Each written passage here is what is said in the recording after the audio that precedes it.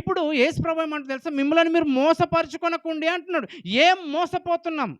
చర్చికి ఎందుకు రావాలంటే, దయచేసి పిల్లారా ఇవన్నీ మీరు చెప్పేటియన్నీ మీకు తెలియవు.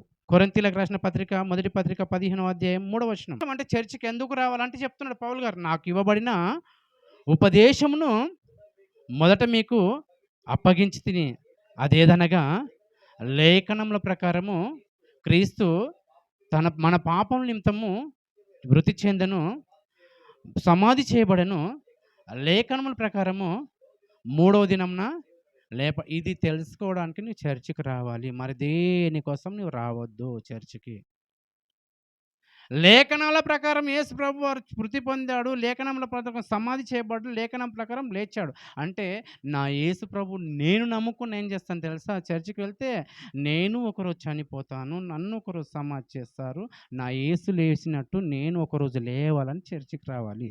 దీనికి మించి నువ్వు దేనికోసం వీడికి రావద్దు. అర్థమైందా? పిల్లలు పుడతారని పోకు. పెళ్ళి అవుతుందని పోకు. ఏదో వస్తదని పోకు. అదంతా దేనికి తెలుసా? ఈ శరీరానికి. ఆత్మకు కావాల్సిందేంది? ఇది ఆలోచించు. ఇప్పుడు ఎలా మోసపోయారనేది అర్థమైందమ్మా? చర్చికి ఎందుకు వెళ్ళాలి చెప్పండి ఇప్పుడు?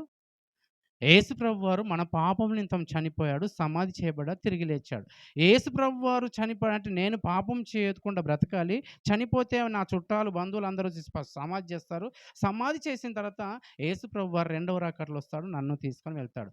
బుద్ధి గల కన్యకలాగా మనం బ్రతకాలి. మోసపోవడం అంటే ఇది చేయాలంటే ఊరికేనా?